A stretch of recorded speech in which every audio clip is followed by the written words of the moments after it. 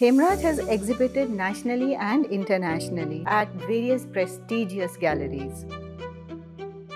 His work is in major private and public collections around the world. Hemraj is an internationally renowned contemporary artist. He works in a variety of media, painting, sculpture, drawing. उनके कई काम spirituality पे based हैं. हेमराज जी was born in 1968 India में और वो अभी वहीं दिल्ली में काम करते हैं. Hemraj is the recipient of many awards, including the National Academy Award in the year 2000.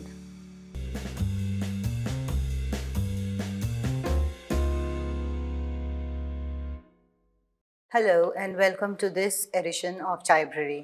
We are very happy to have with us Mr. Hemraj today. Welcome, Mr. Hemraj. Thank you. So you are one of the leading contemporary artists India के आज. तो ये आपकी journey किस तरह रही? How did you start art में and how did you manage to reach where you are today? जब भी मैं अपनी मेमोरी में देखता हूँ, जहाँ तक भी मेमोरी मेरी जाती है, तो मैं अपने आप को पेंटिंग करता हुआ ही पाता हूँ. अगर मैं स्कूलिंग की बात करता हूँ तो स्कूलिंग में मैं पढ़ने लिखने में इतना अच्छा नहीं था. पढ़ने लिखने में बड़ी ख़राब हालत थी. ना इंग्लिश में अच्छा, ना हिंदी में अच्छा, ना सामाजिक में अच्छा. मतलब कोई भी सब्जेक्ट मेरे लिए अच्छा नहीं था सिवाय आर्ट के. पेंटिंग मेरी बहुत अच्छी थी. यूँ समझ लो कि कोई भी टीचर आए, हिंदी का काम दिखाओ, नहीं किया, इंग्लिश का दिखाओ, नहीं किया. मतलब हर पीरियड में मुझे डांट लगनी है. लेकिन पेंटिंग मेरी बहुत अच्छी थी. तो नंबर बहुत कम थे, बहुत मुश्किल से नेक्स्ट क्लास में जा पा रहा था.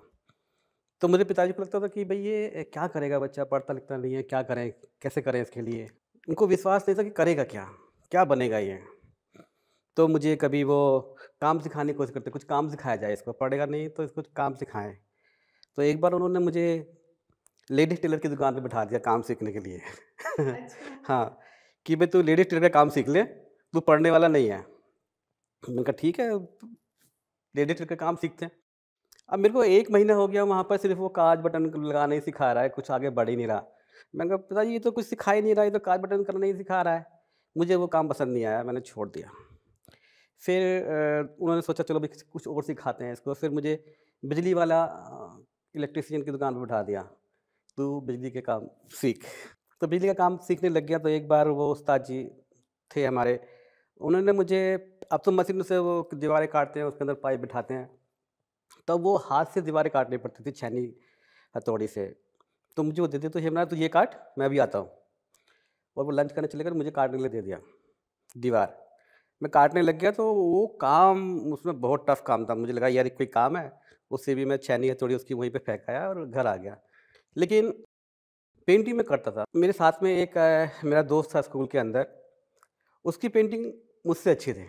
तो एक बार मैंने अपने टीचर को, ड्राइंग के टीचर थे उनको, मैंने उसकी फ़ाइल अपनी बना के दिखा दी कि सर देखो ये मैंने बनाया चित्र. वो बड़े खुश हो गए देख के, बोलो हेमराज तुमने तो कमाल कर दिया, बहुत अच्छा चित्र तूने बनाया है. मतलब उन्होंने मेरी इतनी तारीफ़ की कि बस मुझे लगा यार ये तो अच्छी चीज़ है, मतलब तारीफ़ मिलती है इसमें तो मैंने सोचा कि मैं भी और अपनी आर्ट को और अच्छी करता हूँ. लेकिन अब मैं खुद भी टीचर हूँ, तो मुझे पता लगता है कि ये कोई बच्चा गड़बड़ करता तो पता लग जाता कि ये फ़ाइल उसकी नहीं है. उनको भी पता होगा कि ये फ़ाइल मेरी नहीं है, फिर भी उन्होंने मेरी तारीफ़ की. मतलब ऐसा टीचर मुझे मिला, ये मेरी खुशकिस्मती थी. उन्होंने मेरी बहुत तारीफ़ की. तो धीरे-धीरे मेरी आर्ट बहुत अच्छी हो गई और उन्होंने मुझे मशवरा दिया कि हेमराज आपकी ड्राइंग, पेंटिंग बहुत अच्छी है, आप बीएफए करना. मैंने कहा ठीक है सर, बीएफए करते हैं, आर्टिस्ट बनेंगे. मैंने पिताजी को जाके बोला पिताजी मैं आर्टिस्ट बनूंगा. वो तो खुश हो गए. मतलब उस टाइम इतना आर्ट का नहीं था, इतना अच्छा नहीं था, आर्ट में लोग भेजना नहीं चाहते थे. लेकिन उनको लगा चलो कहीं नहीं से तो कुछ तो सोच रहा है ना कि आर्टिस्ट ही बने. मैंने 12th की और वो मेरा हाथ पकड़ के कॉलेज ऑफ आर्ट ले गए एडमिशन के लिए. चलो भाई फॉर्म भरते हैं. और मैं आर्टिस्ट के लिए मैंने जो एंट्रेंस टेस्ट होता है कॉलेज ऑफ आर्ट का बीएफए के लिए, मैंने वो एंट्रेंस टेस्ट दिया और पहली बारी में मेरा वहाँ पर एडमिशन हो गया. कहीं कोचिंग ली थी फॉर? कोचिंग वगैरह कुछ नहीं थी मेरे पास, लेकिन It was मैंने amazing. हाँ लेकिन मेरी प्रैक्टिस बहुत अच्छी थी और मेरा उसमें एडमिशन हो गया. फिर मैं कॉलेज ऑफ आर्ट में पहुँचा फर्स्ट ईयर में. तो मेरे साथ में जो स्टूडेंट थे उनका काम मुझसे थोड़ा बेहतर था, क्योंकि वो लोग 2-2 3-3 साल प्रैक्टिस करके बीएफए में एडमिशन उनको मिला था. और कोई किसी का फादर आर्टिस्ट है, किसी की मदर आर्टिस्ट है, कोई कहीं से 2 साल का कोई कोर्स करके आया, मतलब ऐसे स्टूडेंट, ऐसे मेरे साथ में कलीग थे वहाँ पर college of art first year में, तो मुझसे अच्छे लग रहे थे। फर्स्ट ईयर में मैंने पास किया तो मेरे नंबर आए सेकंड डिवीज़न। मैं फर्स्ट था लेकिन पीछे से। हाँ, तो हमारे टीचर उस समय थे मिस्टर धीराज चौधरी और विजय मोहन, और mister Mehra, Rajesh Mehra sir. Rajesh Mehra sir ने मुझे बुलाया कि हेमराज आपके तो नंबर बहुत कम आए हैं, क्या करोगे आप? मैंने कहा सर मेहनत करते हैं और काम करेंगे। और फिर मैंने और मेहनत की, तो बीएफए ख़त्म होने पर मुझे बेस्ट स्टूडेंट का प्राइज़ मिला। मुझे फर्स्ट प्राइज़ मिला बीएफए में। वंडरफुल। हाँ, जहाँ मैं सबसे नीचे था, वहाँ मैं सबसे ऊपर आ गया। अब मेरे को फर्स्ट प्राइज़ मिलने की वजह से मेरा एडमिशन तुरंत एमएफए में हो गया था। मैंने एमएफए भी कॉलेज ऑफ आर्ट से किया। एमएफए में आने के बाद मेरी कंडीशन फिर वैसी ही हो गई जैसे बीएफए में थी, क्योंकि इतनी आसानी से एडमिशन नहीं मिलता एमएफए में। तो एडमिशन मेरे को मिल तो गया, लेकिन मेरे से वहाँ पर अच्छे स्टूडेंट थे और मुझसे बढ़िया थे स्टूडेंट। कोई 5 साल, कोई 6 साल, मतलब फील्ड में काम करके वो एस्टैब्लिश भी थे कई तो, और मेरे साथ काम कर रहे थे। फिर फर्स्ट ईयर में मेरे फिर सबसे कम मार्क्स थे, और फिर मैंने काम किया, तो फिर मुझे एमएफए में पंडित रविशंकर अवार्ड, जो कि पूरे कॉलेज में बेस्ट स्टूडेंट को मिलता है, वो अवार्ड मुझे मिला एमएफए में। और वहाँ पर ही मेरी पेंटिंग्स 3-4 मेरी पेंटिंग, बड़ी पेंटिंग बिकी। वो डेनमार्क की लेडी थी, उसका नाम कैरन। उसने मेरी 3 पेंटिंग ली थी। एक पेंटिंग की कीमत 12,000 रुपये थी तब, 5 बाई 6 फीट की पेंटिंग्स, और 3 पेंटिंग्स ली। एक पेंटिंग में छोटी सी पेंटिंग थी, वो मैंने उनको गिफ्ट में दी थी। तब इतनी बड़ी रकम, मतलब 36,000 मेरे पास आए थे, तो बहुत अच्छी अमाउंट था उस समय उस पेंटिंग के लिए। तो मेरा शुरू से ही काम बिक रहा था, अच्छा चल रहा था। और सेकेंड ईयर में आते, एमएफए सेकेंड ईयर में हमारे प्रिंसिपल थे प्रोफेसर ओपी शर्मा। उन्होंने मेरा नाम सजेस्ट किया है गैलरी को, LTG art gallery. Mister Siddheshwar Dayal उसके ओनर थे। उन्होंने पूछा होगा कि भाई किसी स्टूडेंट का हम शो लगाना चाह रहे हैं, तो उन्होंने मेरा नाम सजेस्ट किया था। तो पहला शो मेरा वहाँ पर हुआ। बड़ी बड़ी पेंटिंग्स मैंने लगाई थी, उसका टाइटल था मेटामॉर्फोसिस। वो शो मेरा बहुत अच्छा गया, बहुत एप्रिशिएशन मिली। कृष्ण चैतन्य साहब ने मेरे बारे में अच्छा लिखा था उसमें, लेकिन कोई पेंटिंग बिकी नहीं थी। तब उस समय ना आर्टिस्ट थोड़ा सा ज़्यादा था, बिल्कुल कोई पेंटिंग बिकी नहीं। मैं उनसे लड़ रहा था कि आप ने एक भी पेंटिंग मेरी नहीं बेची। आपके काम में कुछ कमी है, आप काम को ठीक करो। आपने काम ठीक से नहीं किया, पब्लिसिटी नहीं की, किसको बुलाया नहीं। लेकिन बहुत अच्छा वो शो गया मेरा। इस तरीके से मैं आगे बढ़ता चला गया। ये है यहाँ तक की जर्नी मेरी। मेरे को एक बात बहुत ही वेरी इंटरेस्टिंग और एस्टॉनिशिंग आपके बारे में ये लग रही है, जब जहाँ तक हम पहुँचे हैं, कि आपको किसी भी मोमेंट पे ये बोलने में इतनी सी भी हिचकिचाहट नहीं होती कि वो आपसे बेटर था। ये जो एट्रीब्यूट है, ये मैंने बहुत कम देखा है actually, for someone to say that या that person was better than me. So I am very astonished that being in such a world, आप फिर भी ऐसे एक्नॉलेज कर रहे हैं, which is a very rare trait Indeed.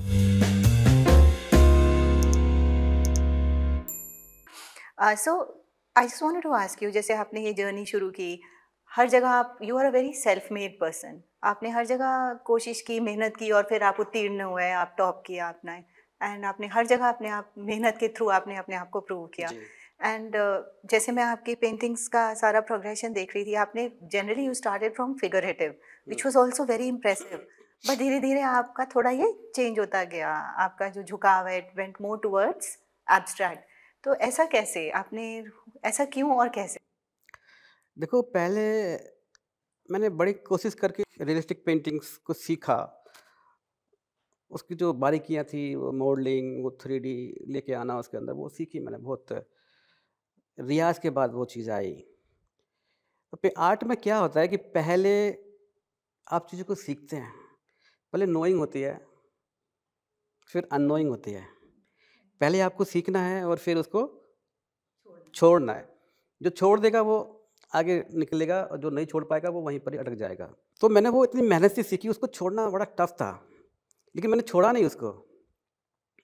बोलते कि नोइंग और अननोइंग, ऐसा लगता है कि जो आपने सीखा उसको छोड़ना होता है। छोड़ना नहीं होता, बल्कि वो अपना आप ही छूटनी चाहिए। वो चीज़ें मुझसे धीरे-धीरे छूटती गई और मैं धीरे-धीरे एब्स्ट्रैक्ट की तरफ आ गया। ये मेरी ग्रोथ है फिगरेटिव से एब्स्ट्रैक्ट। और लोग मुझे एब्स्ट्रैक्ट आर्टिस्ट बोलते हैं, लेकिन मैं अपने आप को एब्स्ट्रैक्ट नहीं मानता। अभी जो मैं पेंटिंग करता हूँ, जो मैं आर्ट करता हूँ, वो एब्स्ट्रैक्ट में है या नहीं, इसकी मुझे ज़रूरत नहीं है, ना मैं जानना चाहता हूँ। लेकिन मैं अपने आप को एब्स्ट्रैक्ट आर्टिस्ट नहीं मानता हूँ, क्योंकि मैं अपने ढंग से, अपने रास्ते पर पेंटिंग करता हूँ। मेरा एक अलग एक रास्ता है, उस रास्ते का नाम मैंने अभी दिया नहीं।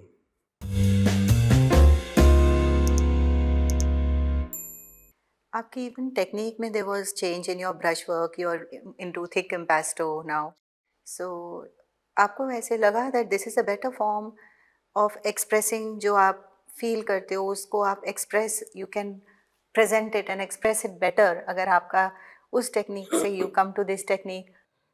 मेरी पेंटिंग्स में थिक कलर होते हैं। थिक कलर को लोग इम्पेस्टो टेक्निक बोलते हैं। इम्पेस्टो टेक्निक बहुत पुरानी टेक्निक है, जो रेम्ब्रांट वगैरह ने भी इस्तेमाल की है, ओल्ड मास्टर्स ने इस्तेमाल किया है। लेकिन मेरी पेंटिंग इम्पेस्टो नहीं है। मेरी पेंटिंग इंडियन ट्रेडिशनल आर्ट से ही आई है। मेरा नानी का घर बुलंदशहर में था। वहाँ पे जो घर थे वो मिट्टी के बने हुए थे, तो उनको लीप कर, उनके ऊपर बिल्कुल मिट्टी का वो कवर करके लीप कर उनके ऊपर पेंटिंग बनाते। तो उसका जो टेक्सचर है वो मेरी पेंटिंग्स में अंदर से अपना आप ही पेंटिंग्स में आने लगा, जिससे कि वो पेंटिंग थिक लगती है। और थिक लगाने से एक फ़ायदा ये होता है, जैसे हम सिनेमा हॉल में फिल्म देखते हैं, मूवी देखते हैं, तो हमें पर्दा नज़र नहीं आता जिसके ऊपर मूवी चलती है, हमें वो मूवी नज़र आती है। वैसे ही अगर मैं थिक पेंट लगाता हूँ अपनी पेंटिंग के ऊपर, तो पेंटिंग्स कैनवस को छोड़कर आगे दिखती है। वो कैनवस और वीवर के बीच में होती है। कैनवस यहाँ होता है, पेंटिंग यहाँ होती है, वीवर यहाँ होता है। थिक पेंट से ये मुझे फ़ायदा मिलता है कि पेंटिंग्स और थोड़ी सी आगे आ जाती है, और जो देखने वाला है उसको टच करना चाहता है। मेरी पेंटिंग में इसलिए टैक्टाइल क्वालिटी है।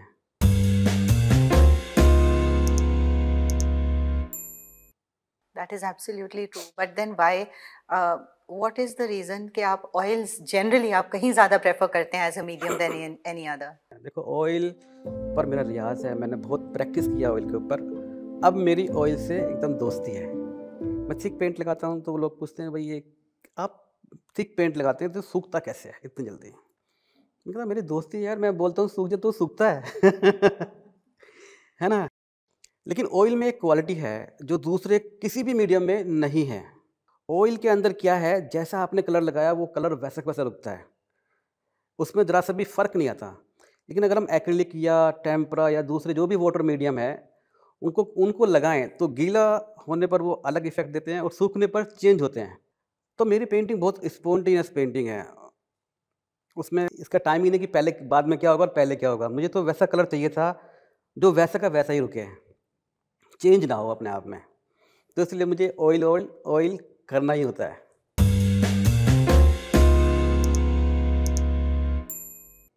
आपका जैसे थॉट प्रोसेस है, in one of the articles मैं ये देख रही थी कि उसमें ये था that leave your mind behind when you are looking at a work of art. आप अपने माइंड को अलग कीजिए और फिर उसको देखिए। तो मे बी आप एक इमर्सिव एक्सपीरियंस के बारे में बात कर रहे हैं जिसमें you feel completely connected to the work. So is that something that you try? जैसे आप कह रहे हैं कि एक बीच में आप पेंट की लेयर चाहते हैं, पीछे कैनवस से आगे पेंटिंग आए एंड टैक्टिलिटी हो। So is that quest also a deeper quest? This is what I am asking कि जैसे आपकी ये सर्च है फॉर समथिंग, आप you want to experience something through your paintings and you want the viewer to experience something through your paintings. So what kind of philosophy do you have when you are saying this to us? आप painting को देखते हैं, आमतौर पर यही होता है कि पेंटिंग को आप देखते हैं। मेरी पेंटिंग्स में पेंटिंग भी आपको देखती है, और जैसे आप हैं आप छोड़ दो अपने आप को, बिल्कुल भूल जाओ सब कुछ। जैसे आप हैं वो पेंटिंग वैसी ही बन जाती है। वो पेंटिंग आपको देखकर आपकी तरह ही बन जाती है। तो अगर आप कोई भी बात अपने दिमाग में लेकर आते हैं कि भाई फिगरेटिव आर्ट अच्छी है, एब्स्ट्रैक्ट आर्ट ख़राब है, तो फिर आप पेंटिंग नहीं देख सकते। आप उन मापदंडों पर रखकर पेंटिंग देखते हैं। जो भी आपने दिमाग में सोचा है, समझा है, जो भी आर्ट के बारे में जाना है, वो सब छोड़ दो और सिर्फ पेंटिंग देखो, तो फिर पेंटिंग दिखती है। आप नहीं दिखोगे, आपको खुद को नहीं दिखाना, आपको तो पेंटिंग दिखनी है। पेंटिंग तभी दिखेगी जब आप नहीं दिखोगे। In a way what you are saying is कि अपनी जो भी आपकी प्रीसपोजिशंस हैं, आपके बायसेस हैं, आपके ओपिनियंस हैं, उन सबको आप छोड़ के आइए और उस आर्ट को एक आर्ट की तरह देखिए और उसमें in a way get immersed into it. That's what you are saying. बिल्कुल, बिल्कुल।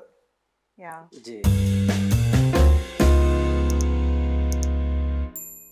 सो आई एम ऑल्सो वंडरिंग, आपने सिर्फ पेंटिंग्स नहीं, you also experimented with various other art forms. Could you tell us something about that? मेरा हर रोज़ मैं experiment करता हूँ अपनी आर्ट में। तो कभी-कभी मुझे लगता है कि हम इसको पेंटिंग्स में हम एलिमेंट बोलते हैं सडंग। सिखाया जाता है बीएफए में हमें कि भाई सडंग है, चाइनीज़ सडंग है, इंडियन सडंग है। उसमें कुछ एलिमेंट होते हैं। अगर मुझे को कोई मौका दे तो उसमें एक एलिमेंट मैं और जोड़ना चाहूँगा, वो है ग्रेविटी। ग्रेविटी क्या चीज़ है? वो आर्ट के अंदर बहुत ज़रूरी है, लेकिन उसका कोई नाम लेता ही नहीं है, ना उसकी कोई बात करता है। ग्रेविटी इतनी बड़ी चीज़ है आप पेंटिंग के लिए और किसी भी आर्ट फॉर्म के लिए, चाहे वो डांस हो, चाहे वो पेंटिंग हो, चाहे वो म्यूज़िक हो, चाहे वो साहित्य हो, किसी भी कोई भी फील्ड हो, ग्रेविटी बहुत ज़रूरी चीज़ है, लेकिन कोई इसकी बात नहीं करता। देखो, जब भी हम कोई डांस करते हैं तो हम ज़मीन पर नहीं होते हैं, हम ग्रेविटी हमसे छूट जाती है, ग्रेविटी वहाँ पर काम नहीं करती। तो और ऐसे ही हमारी पेंटिंग में जब भी आप फॉर्म बनाते हैं, जो भी हम आकार बनाते हैं, तो उसमें जो फॉर्म्स हैं वो वेटलेस होती हैं, वो हवा में, वो पेंटिंग्स में बिल्कुल हल्कापन उसमें आएगा। मैं वो एलिमेंट उसमें जोड़ना चाहता हूँ कि एक एलिमेंट और होना चाहिए, वो है gravity.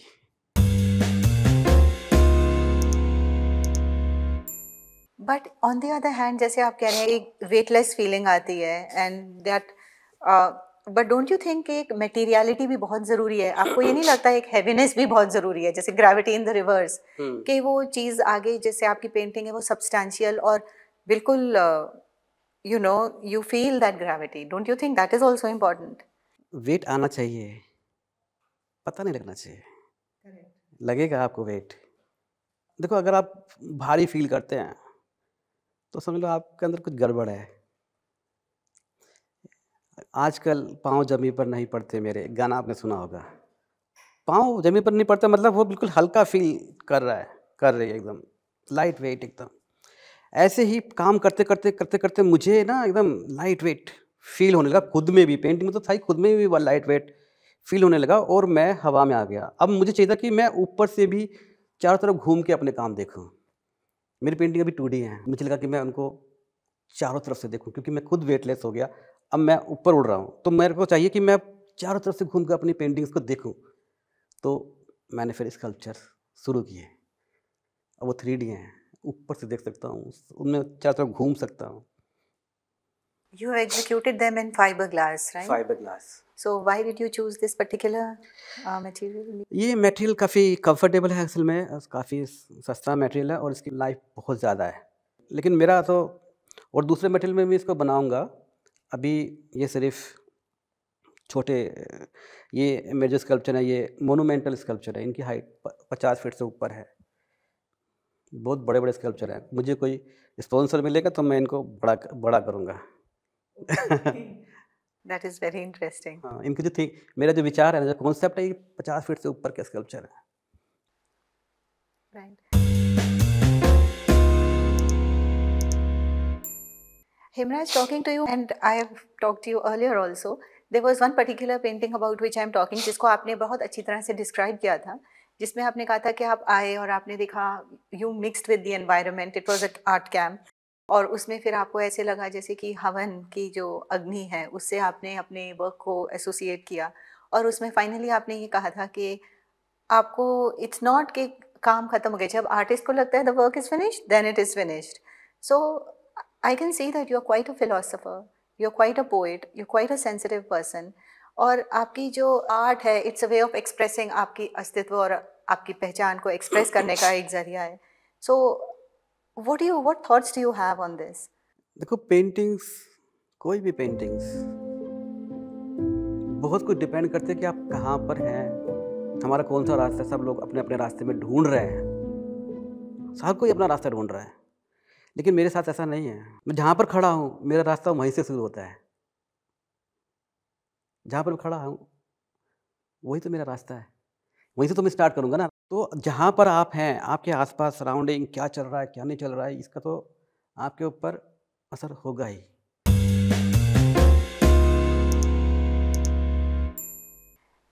Is there any particular incident in your life that really shaped you, जिससे आप पे एक बहुत impact पड़ा, which you would want to share with us? मेरी पेंटिंग्स में हर रोज़ ऐसी मोमेंट आती है जब मैं पेंटिंग ख़त्म करता हूँ, तो वो जो फ़ील है, वैसी फ़ील किसी चीज़ में आ नहीं सकती। तो वो फ़ील मुझे रोज़ होती है। और कोई ऐसी मूवमेंट के बारे में बात कर रहे हैं आप, तो जब मुझे नेशनल अवार्ड मिला 2000 में, उससे पहले भी मैंने 1-2 बार पार्टिसिपेट किया था। कॉलेज में जब मैं पढ़ता था तो वहाँ से मैं खुद अपनी 5 बाय 6 फीट की पेंटिंग उठाकर कॉलेज ऑफ आर्ट से लेकर ललित अकेडमी तक 3 पेंटिंग मैं खुद ऐसे पकड़ के लेके गया था कॉलेज में। 3 एक के बाद एक के बाद। तो वो जो मेरे को नेशनल अकेडमी अवार्ड मिला था, तो किसी ने मेरे को फ़ोन किया था वहाँ से कि भई आपको नेशनल अकेडमी अवार्ड मिला है। तो मुझे विश्वास नहीं हुआ, मतलब एकदम मज़ा आ गया था, मतलब वो बहुत बड़ी बात थी मेरे लिए। एक बार मेरा नाम आया, जब मैं 3rd ईयर में पढ़ता था, अखबार में, न्यूज़पेपर में नाम आया, तो मैंने वो अखबार राजेश मेहरा सर को दिखाया, सर मेरा न्यूज़पेपर में नाम आया, ज़रा देखिएगा। उन्होंने न्यूज़पेपर लिया, ऐसे देख के, तो क्या करूँ? उन्होंने मुझे समझा दिया कि भैया ये कुछ नहीं है। तो मालूम तो मेरे को था भाई कुछ नहीं है, नेशनल अवार्ड मेरे को मिल गया, नेशनल अवार्ड ही हो गया, लेकिन मुझे पता था कि कुछ नहीं है, लेकिन अच्छा बहुत लगा था।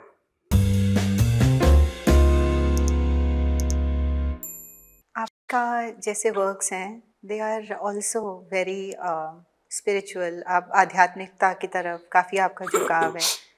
तो इस बारे में, इस journey in spirituality and colours, could you tell us something about it? आध्यात्मिकता में हम लोग एक रिलीजन को ले आते हैं। कोई हिंदू है, कोई मुस्लिम है, कोई क्रिश्चियन है, कोई बौद्ध है, कोई सिख है। पेंटिंग्स में आध्यात्मिकता एक अलग ढंग की है।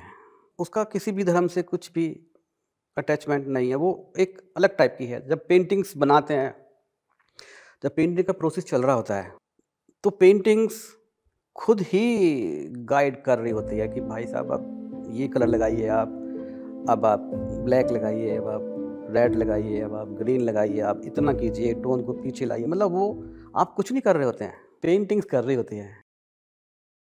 तो ये क्या है? आध्यात्मिकता है। आप नहीं कर रहे होते, कोई सुप्रीम पावर है जो पेंटिंग बना रही होती है। आप सिर्फ ब्रश के जैसे हैं, सिर्फ ब्रश के जैसे एक मीडियम। तो मुझे भी किसी ने चुना है, ऊपर सुप्रीम पावर ने मुझे भी मीडियम बनाया है। मैंने ऑयल ऑन कैनवस को बनाया है, और ऑयल ऑन कैनवस ने भी कोई ना कोई अपना मीडियम बना रखा होगा। तो पूरी चेन है। तो this is very very interesting. आपने पूरा एक मीडियम के आइडिया को कंप्लीट चेन ऑफ बीइंग से आपने कनेक्ट किया, so that makes it like really big.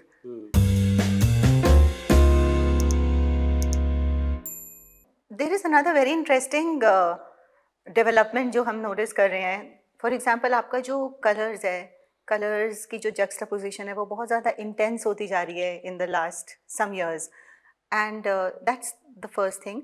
Secondly, I also wanted to ask you कि आपने अपनी कुछ पेंटिंग्स में अपना बैकग्राउंड को, आपकी अपनी ड्राइंग स्केचेस को लिया है और आगे फिर आपने उसके ऊपर एब्स्ट्रैक्ट पे वर्क किया है। तो could you share your thoughts on this?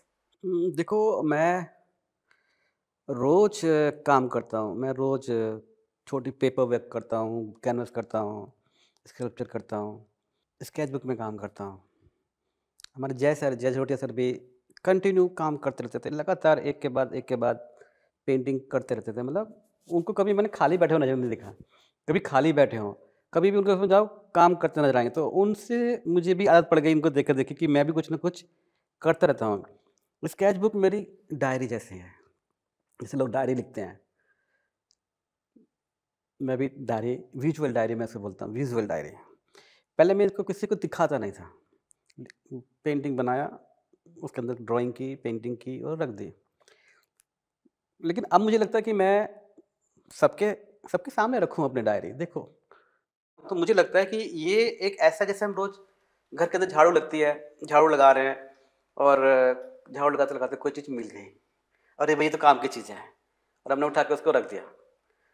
फिर ऐसी डायरी के अंदर हम रोज़ अपने अंदर झाड़ू लगा रहे हैं, रोज़ हमारी सफाई हो रही है, जितनी भी गंदगी हम इधर उधर लेके आते हैं सब रोज़ की रोज़ सफाई है। लेकिन उसी में से कुछ ना कुछ ऐसी चीज़ें मिलती हैं, उनको हम उठाते हैं और अपनी मेजर वर्क में उनको ले आते हैं। एक प्रोसेस है ये जो चलते रहता है। That is very interesting.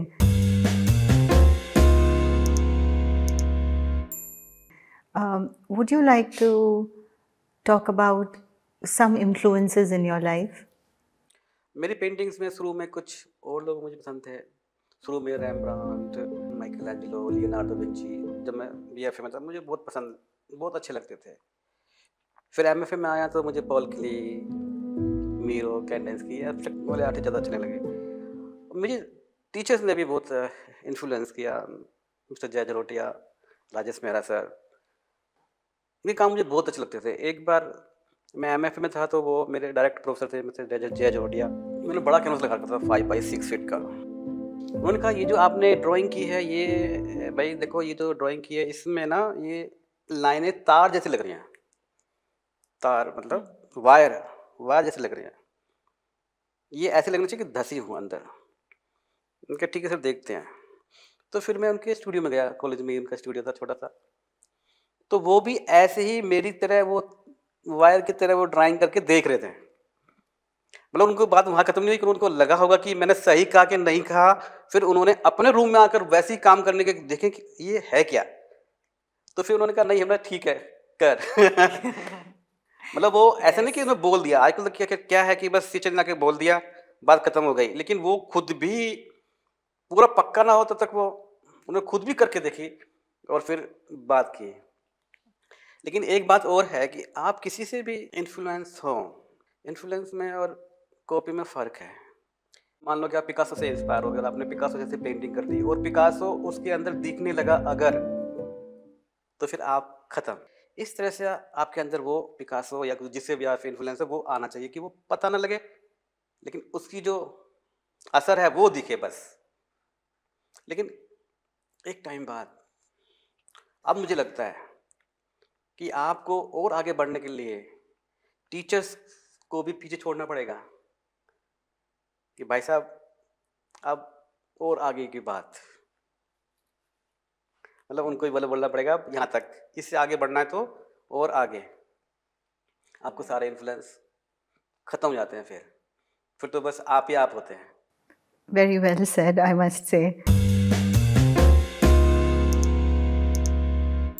आप बिल्कुल संक्षेप में What do you think is art बताएं। आर्ट का यही है कि आपके अंदर की सर्च है, आप अपने आप को ही सर्च कर रहे हैं, यही मेरे लिए आर्ट है। मैं इसमें ये नहीं बोलता आप पेंटिंग बना लेते हैं, पेंटिंग बाहर की आप दिखा देते कि मैं ये हूँ, मेरे अंदर ये है। वो पहले एक पेंटिंग जो है, जो आर्ट है, जो हम अंदर है वो है मेन, तो हम उसी को तो बनाते हैं पेंटिंग में। तो जो हम हैं उसी की सर्च मेरे लिए आर्ट है, चाहे हम उसको अभिव्यक्त करें या ना करें। विदाउट ब्रश भी आर्टिस्ट हो सकता है। Finally, Hemraj ji, what is your thought on Chaibrary? तो चाइब्रेरी एक ऐसा प्लेटफॉर्म है जहाँ पर इनविजिबल आर्टिस्ट जो दिखाई नहीं दे रहे थे, यहाँ पर अगर ओपेक हो जाते हैं, ट्रांसपेरेंट थे, यहाँ पर ओपेक होते हैं और दिखते हैं। ये उनके लिए एक पेडिस्टल प्लेटफॉर्म है, चाहे वो किसी भी फील्ड से हो, चाहे वो पेंटिंग की फील्ड से हो, चाहे वो साहित्य से हो, चाहे वो डांस से हो, म्यूज़िक से हो, फिल्म लाइन से हो, किसी भी फील्ड से हो, उन सब के लिए ये एक प्लेटफॉर्म है जहाँ पर वो दिखाई पड़ेंगे अपने असली रूप में। That is beautifully said. आपसे बात करके बहुत ही अच्छा लगा। आई फील कि मैंने बहुत कुछ सीखा। थैंक यू सो मच कि आप आए, आपका इतना कीमती वक्त आपने हमें दिया और आपके इतने इंटरेस्टिंग थॉट्स आपने हमारे साथ शेयर किए। मैं एक बात और कहना चाहूँगा कि जो चाइब्रेरी है, इसका जो यूट्यूब चैनल है, आप इसको ज़रूर सब्सक्राइब करें ताकि ज़्यादा से ज़्यादा लोग इस तक पहुँच सकें। Absolutely. Thank you so much. And with that, we come to the end of this episode of Chibrary. Please do follow and like our YouTube channel. Please press the bell icon for latest updates and stay tuned in for more exciting episodes to come. This is Jyoti Katpalia signing off the sets of Chibrary. Thank you very much and thank you for your continued love and support. Bye-bye.